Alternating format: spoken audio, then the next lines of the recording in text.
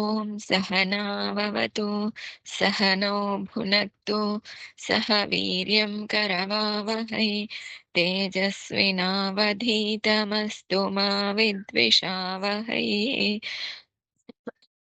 ॐ शान्ति शान्ति शान्तिः।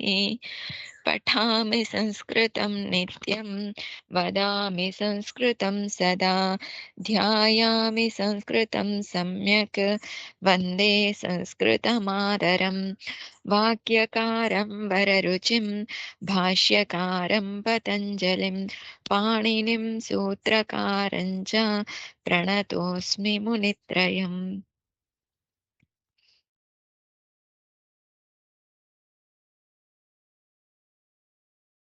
Yes, please, anyone can continue.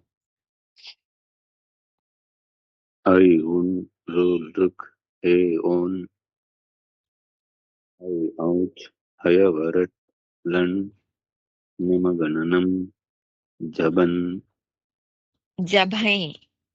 धबै धबै घडधश् जबगडधश् कफचठ छटतौ कपै शशतर् हल् इति माहेश्वरसूत्राणि Hmm. Next. अकुहविसर्जनीयानां कण्ठः इचुयशानां तालु ऋटुरशानां मूर्धा ऋतुलसानां दन्ताः उपोपद्मानीयानामोष्टौ न्यमगणनानां नासिका च एदैतोः कण्ठतालु ओदौतोः कण्ठोष्ठं वकारस्य दन्तोष्ठं जिह्वामूलीयस्य जिह्वामूलम् नासिका अनुस्वारस्य Hmm.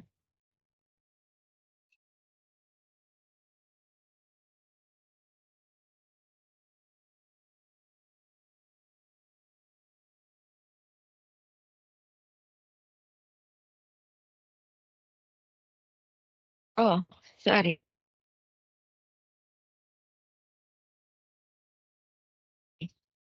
I did not copy it all this. Visarga Sandhis. I did not say. Okay. At Sandhi we will start again. Okay. Next.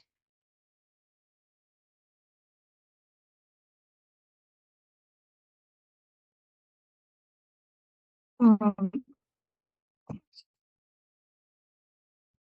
e- so should I start the eco energy? Next, Shirisha ji. Eco energy, right? Okay. Visarga Sandhis I didn't copy it the Vritti. Eco energy. Tomorrow I will do it. Hmm.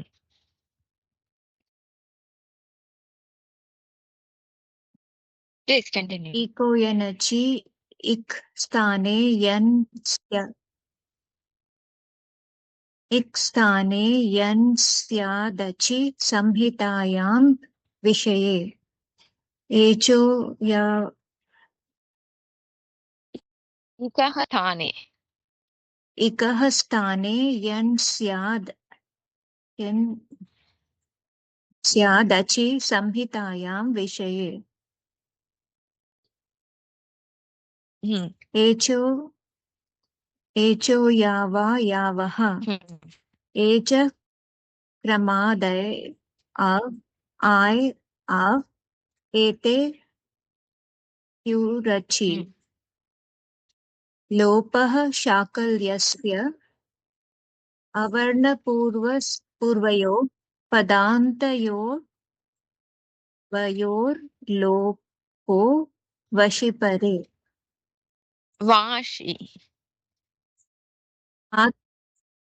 वाशिपरे Or Va आद्गुणः Ashi we can say. We can say Va Ashi so that when we are remembering the meaning, it will be easy. Va Ashi. So Ash Pratyahara, it will become easy to understand the meaning. Hmm. Next, continue.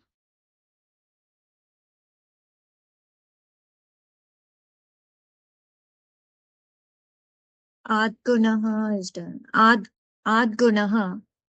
Avarna Tachipare Purva Parayo Reko Guna Adesha Syat Upendraha. Aka Savarna Dirgaha.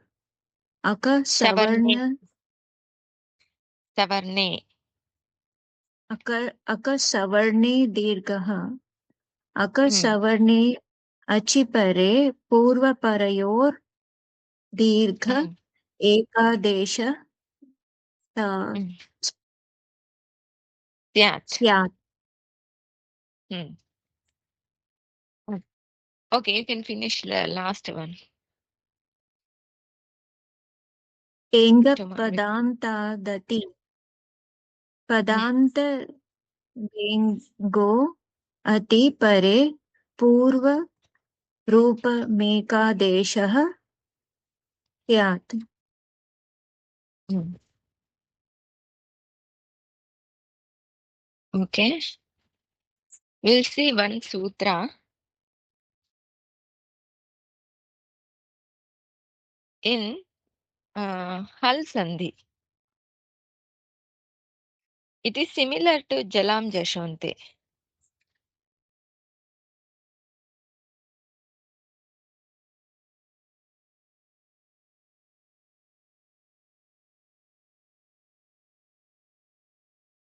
Hmm. Vavasane.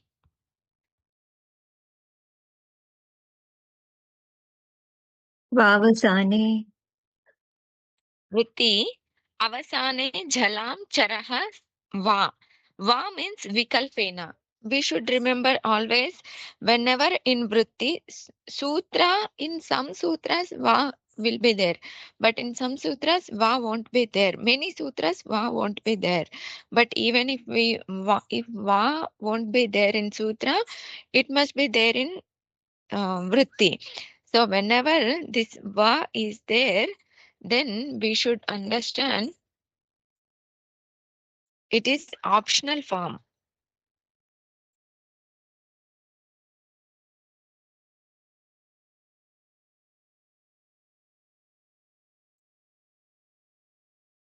Optional form means we can use this sutra or we cannot use this sutra. It's up to our wish. So va avasane. Avasane means at the end. Avasane jalam. At the end, if there is jal pratyahara, then that jal will be replaced by char. Jalam jashante, jal will be replaced by jash. This is jal will be replaced by char. So, which sutra we should apply that we will learn in Laghu, because sutra numbers and some other rules are there for this. So for now, we will just use this, and Jalam Jashwante Padanta. And their Padanta Jal will be replaced by Jash. Here Avasane at the end, after that there is nothing. Then that Jal will be replaced by Char. So what are the Jal? Here all these letters are Jal. Pratama Varga, Dvitiya Varga, Tritiya Varga, Chaturtha Varga, Sheshasa Ha. These are called Jal. What is the Char? All Pratama Varga, Ka, Chata, Tapa and Sheshasa. These are called Char. But by in this sutra, all letters won't come. Some exceptionals are there, some Apavada sutras are there. Because of that, all these letters won't come. Whatever are there in blue color letter, that is Jal. Whatever is there in red color, that is Char. Means only these letters will come in Vavasane Sutra. So when Ga comes, we have to replace with the Ka. When Ja comes, we have to replace with the Cha. If da comes, we have to replace with the ta. If da comes, we have to replace with the ta. If ba comes, we have to replace with the pa. This is the niyama of vavasane.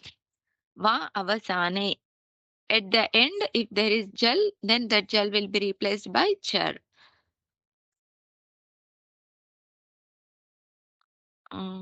Okay.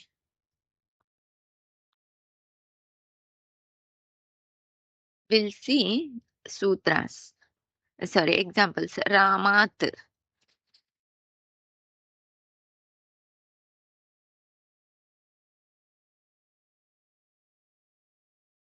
Ramat. Takara is belongs to jal or not? Yes. Then that jal will be replaced by char. Which letter of char?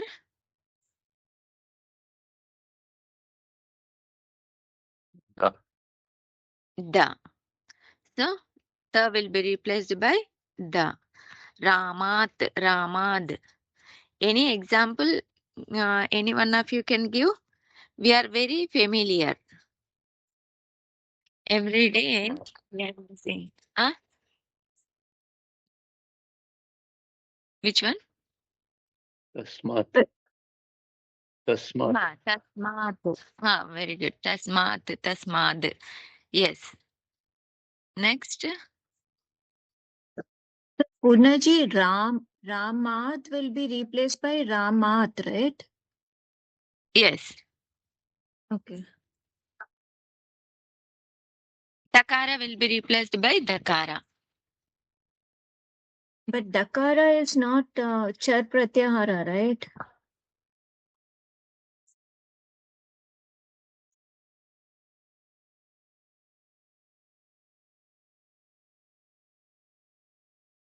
Char is Varga Pratama and Sa. Yes, yes. The reverse way. Ha.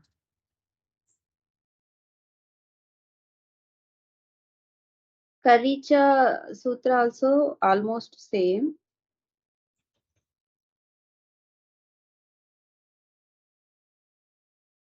Haricha. No. When jhal pratyahara, when it is followed by khar pratyahara, their nimitta is khar. Then that jal will be replaced by char. Nimitta is khar. Yes.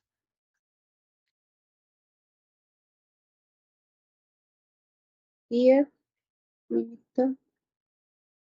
Here nimitta at the end. After that there is nothing.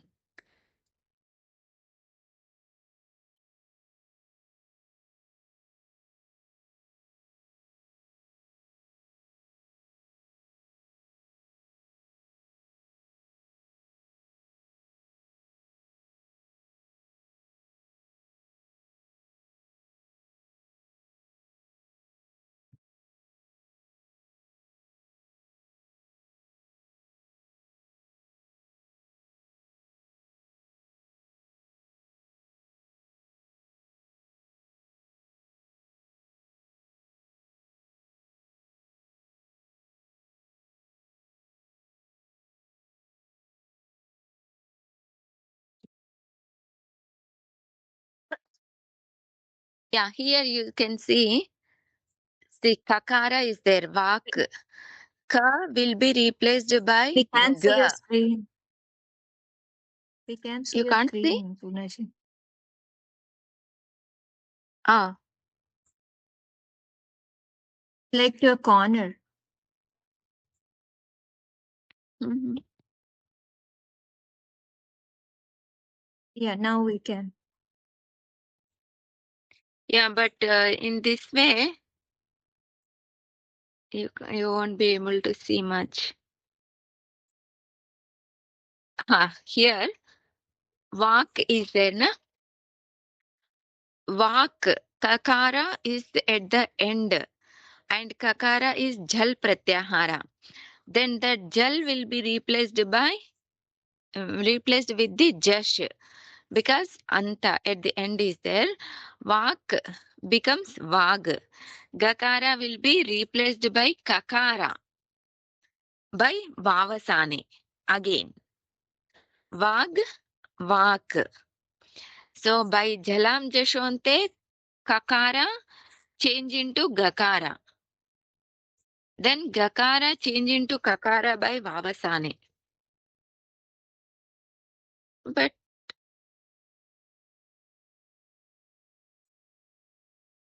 here it is given just way gakaraha. Pakshike chatve kakaraha. So here tasmad.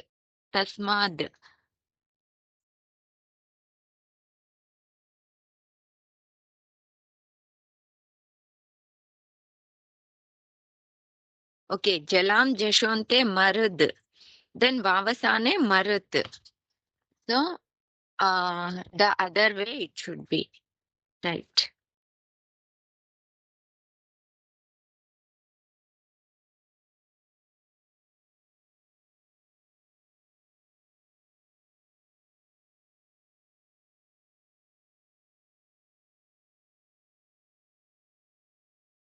But in Vritti, Ramad, they should give Ramad and Ramat. They should give opposite way.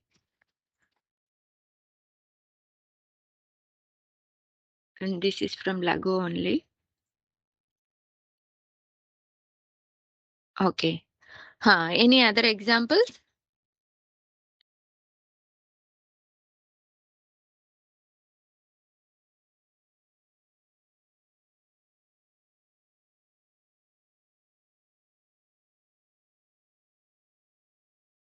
When we apply Jalam Jashonte, Jash will come. Then when we apply Vavasane, then Char will come. But in both of them, Nimitta is at the end.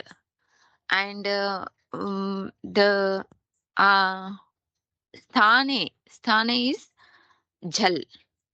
In which place we are replacing, that is Jal. Ramad. Upanishad. When we say Upanishad, which sutra we can use here?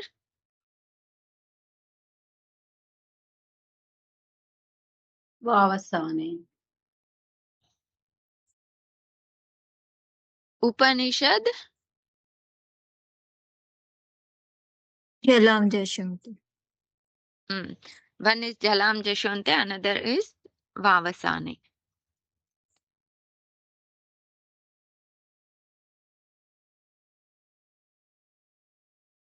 Yeah, I think this much only. So I have written Padanta Gakara Avasane Pere Vikalpikaha Kakaraha. All these points are there. Even if you have doubt, then you can check it.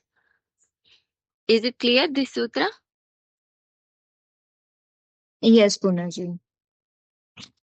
Then we can go to next. Or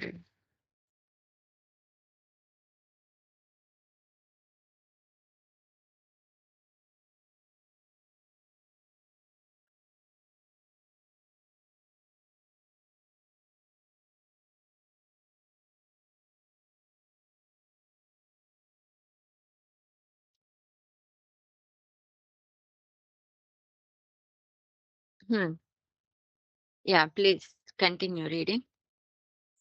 Last line. Guru Prasada.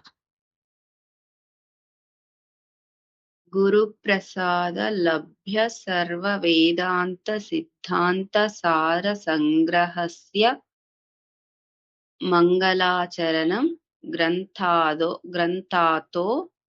Nibadna Grantato Granthato. Grantato Nibadna Atyakanda. Okay. Nibadhnati. Nibadhnati निबध्नाति Akhandanand सम्बोध इति Okay. Guruprasad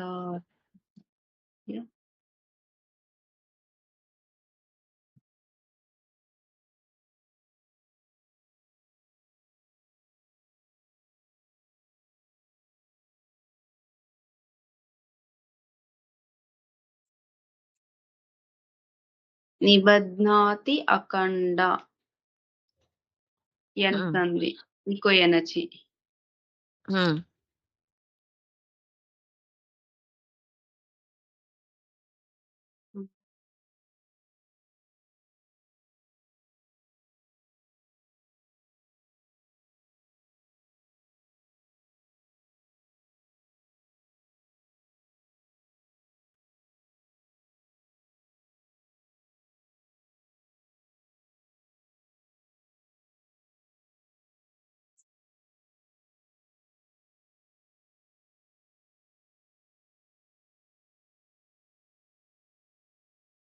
Next.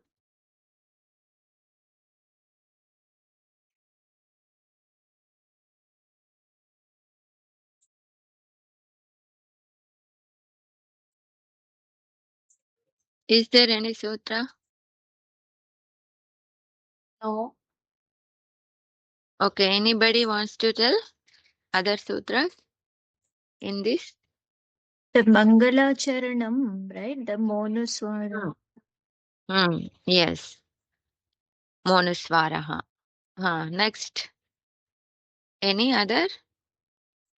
करवसानयोः विसर्जनीयः ग्रन्थः Granthatah Karavasanayor Visarjaniya.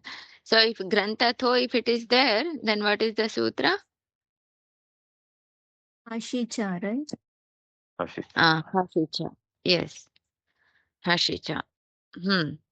Next, any other sutras are there? Okay, I will give you some hint. Anuswara sutras.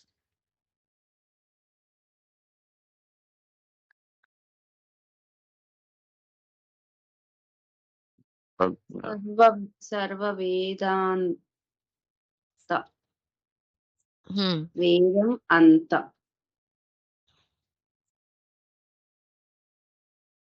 Vedanta, one word. Okay.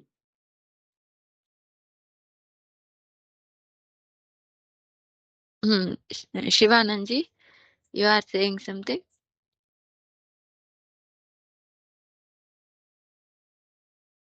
निबध्नात् Akhandanand सम्बोध इति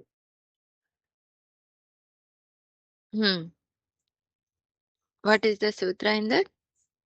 निबध्नाति अखण्ड like that. Is it correct? That finished. That she told. Nibadhnati akhandananta.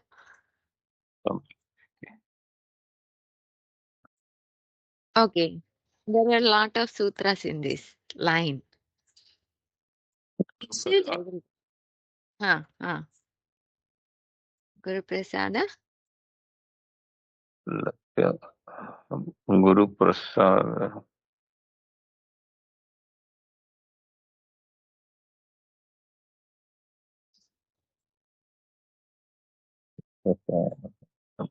Somebody was saying something?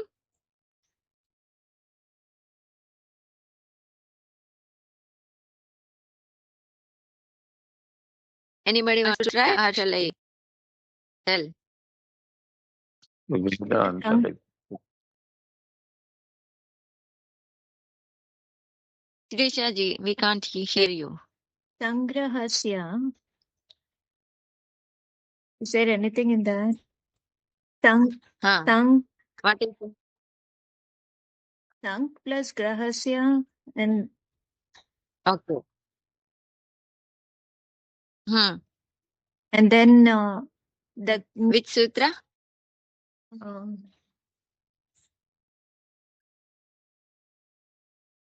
Vapadam something.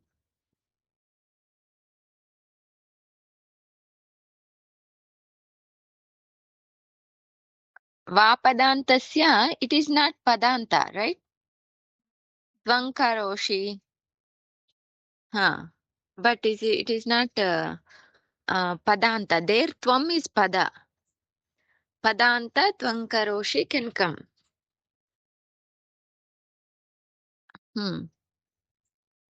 Yes, that is correct. But sutra you have to find. Okay. Guru prasada labhya sarva vedanta. Vedanta, there anuswara becomes nakara. By sutra, anuswarasya yai parasavarnaha.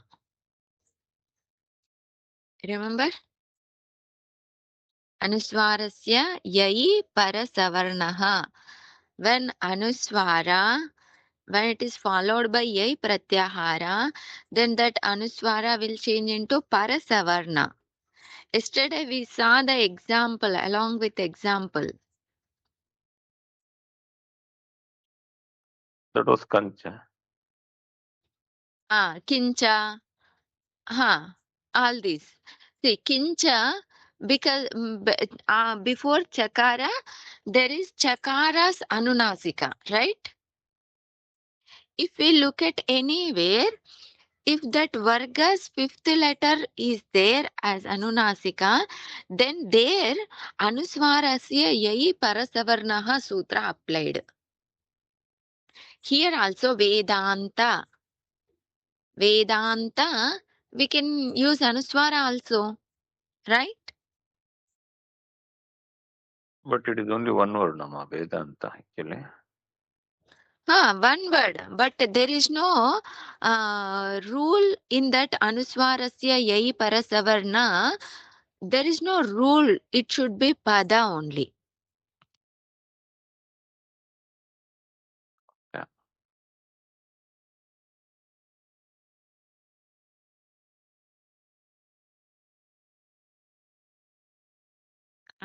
What is the number? Anuswarasya yai parasavarnaha. See the vritti. Anuswarasya yai varne pare parasavarna adeshaha bhavati. Shantaha. Sham. Taha. Is there any sham is not the pada, right? Yes, Here not a it pada. is there already. Here it is already there. Sham, Shantaha. So that anuswara becomes nakara, then Shantaha. Anuswara, when it is followed by yai pratyahara, then that anuswara will change into parasavarna. So one thing we have to remember, if in vritti, if they give pada or padanta, then only we should consider as padanta. Otherwise, we don't need to take padanta, whether it is padanta or not, we don't mind. Is it clear?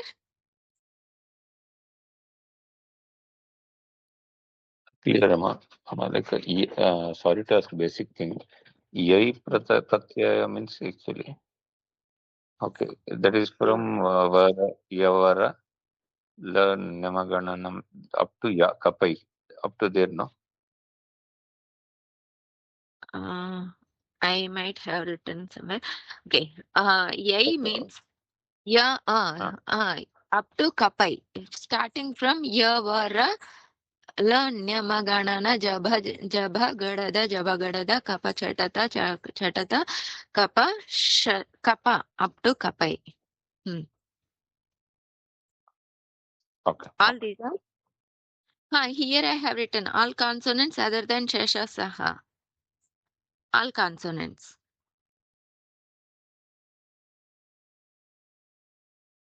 Other than shesha saha.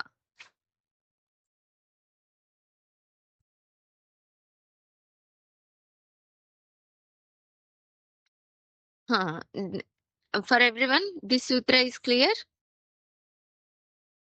Yes, sir. Yes.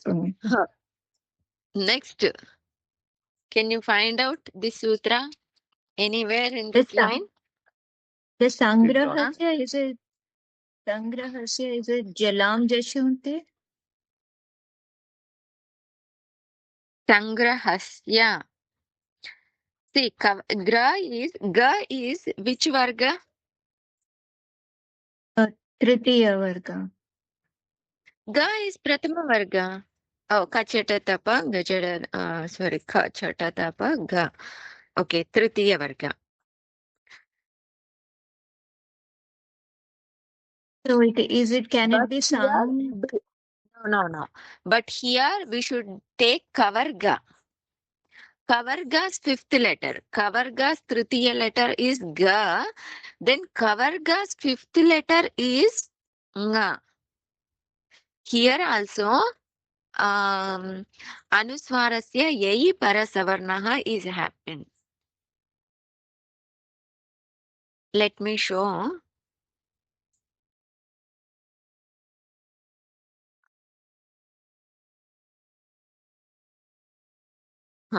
Here you see ka, kha, ga, gha is there na?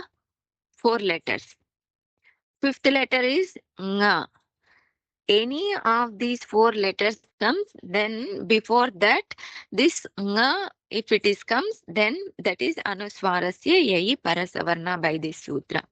If nya comes, then cha, cha, ja, ja. Any of these letters, before that, nya can come. Ta, ta, da, dha. Before that, ana can come by this sutra. Ta, ta, da, dha. Na can come before that. Pa, pa, ba, bha. Ma can come by this sutra.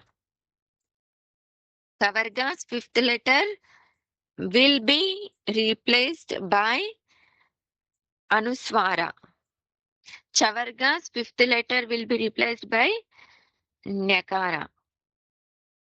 Chavarga's fifth letter will be replaced by Nakara. Like that.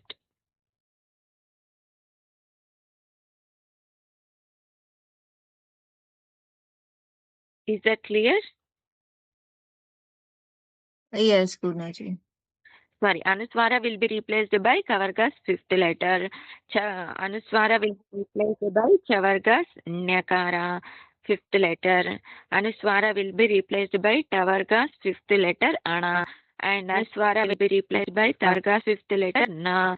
And Anuswara will be replaced by Pavarga's fifth letter Ma. This way. So if we remember What this will be the splitting? keyboard, then it will be Kavarga fifth letter. What is the splitting What will of be that? the Splitting of that Sangraha.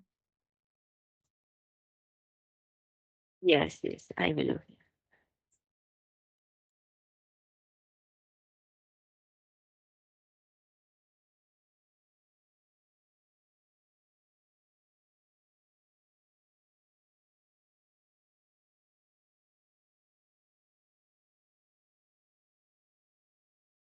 Anuswara is following Gakara. Gakara belongs to Yai Pratyahara. Anuswara, when it is followed by Yai Pratyahara, then Anuswara will be replaced by Parasavarna. What is the Parasavarna? Gakara's Parasavarna is what? Yeah. Sang.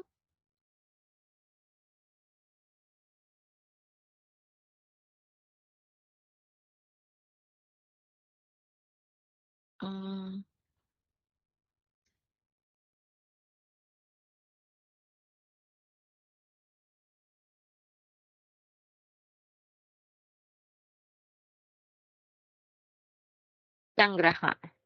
Sangraha. Sangraha. Both ways. So the writing of their font is different. Here font is a little bit different. So both way it is correct. Is this clear? Yes, Purnaji.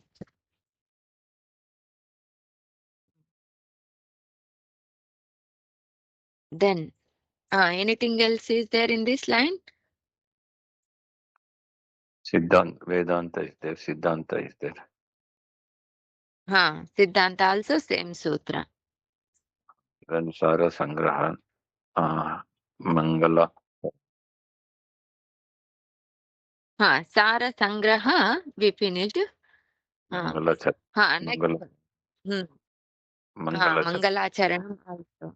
हाँ ग्रंथ so there are svarasya yai parasavarnaha. This will apply Mangalacharanam also. then grantha there also is there. Grantaha. Aha, there also. Yes.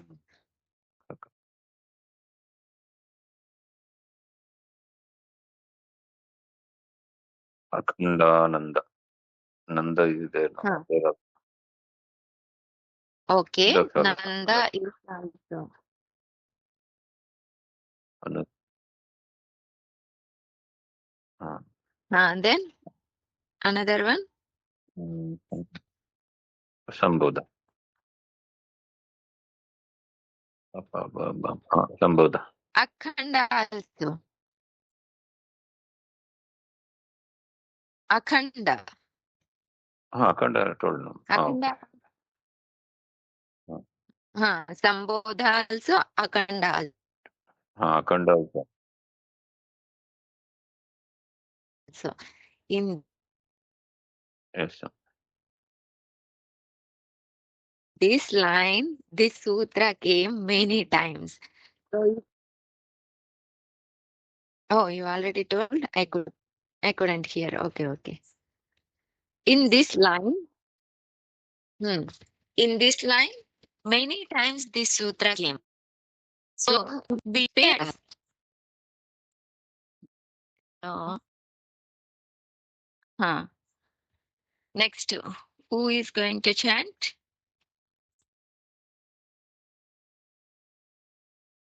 Shivananji.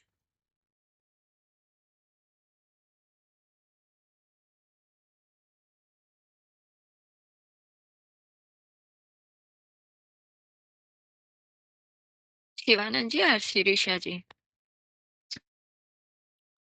Mangalacharanam. Okay. Akhandananda Sambodho Yeah.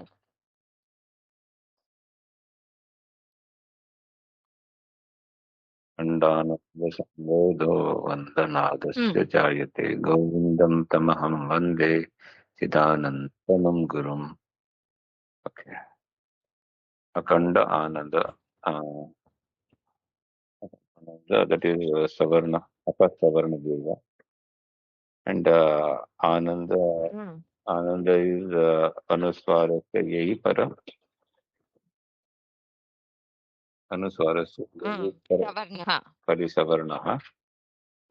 Sambodha. Parasavarna. Sambodha also Anuswarasya Yehi Parasavarnaha. Bodha. That is Asuchi or Paravasana. Paravasana. Your Visarjaniya. Paravasanayor Visarjaniya. Saha. Sorry. Okay. Visarjaniya. There is no Saha. Karavasanayor Visarjani. Yehi Vandana. That Vandana. That is again Anuswarasya Yehi Para. We'll tell them. Yehi Parasavarnaha. Vandanat Yasya. Vandanat Asya. Vandanat Asya. Vandanat Asya. Iko energy. No. Vandanad Yasya. That is Dya.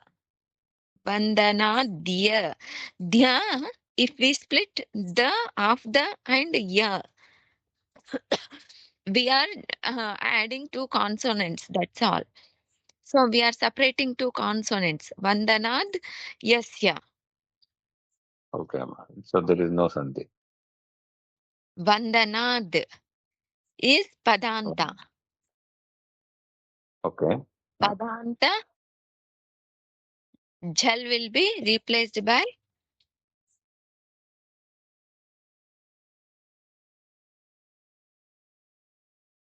Jash. Salam Jashanto. And Vavasane. Both can be applied. Vandanat becomes Vandanat. Vandanat becomes again Vandanat. Is that the other way? Okay, ma. Vandanat. Yes, yes. Vandanat. Vandanat becomes Vandanad, that is Jalam Jashwante. Then Vandanad becomes Vandanat, that is Vavasane. Vavasa. Okay. Yes. If Takara comes Vavasane, easily remember Takara comes Vavasane, Dakara comes Jalam Jashwante. That's all. Then Jayate. Hmm. Jayate. Did you tell the Akhanda? Akhanda. Akhanda. Okay, no, I didn't tell them Akhanda. Again, that one. Anuswarasya. Yai. Para Savarna. Parasavarna. Okay, Shirichaji, you want to try second line? That Monuswaraha. Go plus You can read the line. You can read the line completely, then you start. Will you be able to do in 5 minutes? Or shall we do tomorrow? try. Okay. Govindam Tamaham Vande Chidananda Tanum Gurum. Okay. So go plus Vindam. No, it is one word. One word only. Okay. Govindam Monuswaraha. Yes. Tamaham also Monuswaraha.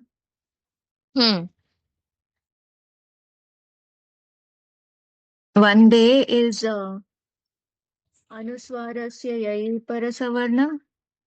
Yes. Chidanandam, that is Chit plus Anandam. Which sutra?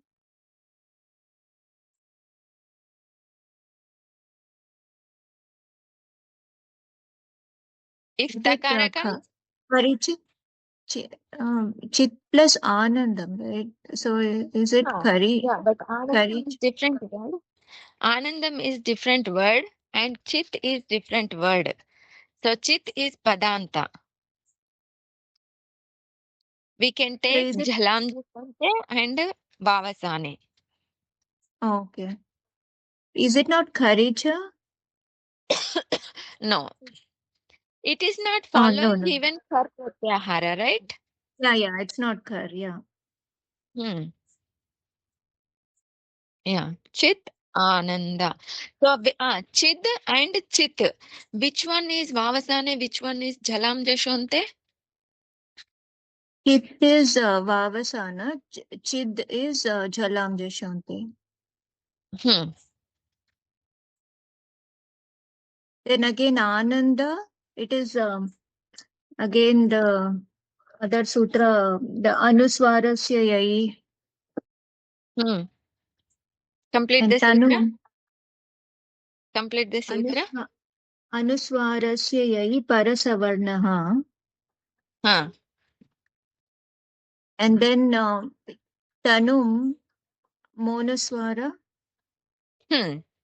Yes. And Gurum. There is nothing. Govinda. In that na is there, na? Before the? Yeah. Yeah, that is also included. Which sutra? Anuswarasya Yai Parasavarnaha. Today, most of the words are Anuswarasya Yai Parasavarnaha. So I think we are completely familiar with Anuswarasya Yai Parasavarnaha. Wherever it comes, we will be able to recognize it. Right? Yeah. Yes. ओम पूर्णमदः पूर्णमिदं पूर्णात् पूर्णमुदच्यते पूर्णस्य पूर्णमादाय पूर्णमेवावशिष्यते ओम शांति शांति शांतिः हरिः ओम श्री गुरुभ्यो नमः हरिः ओम हरि ओम।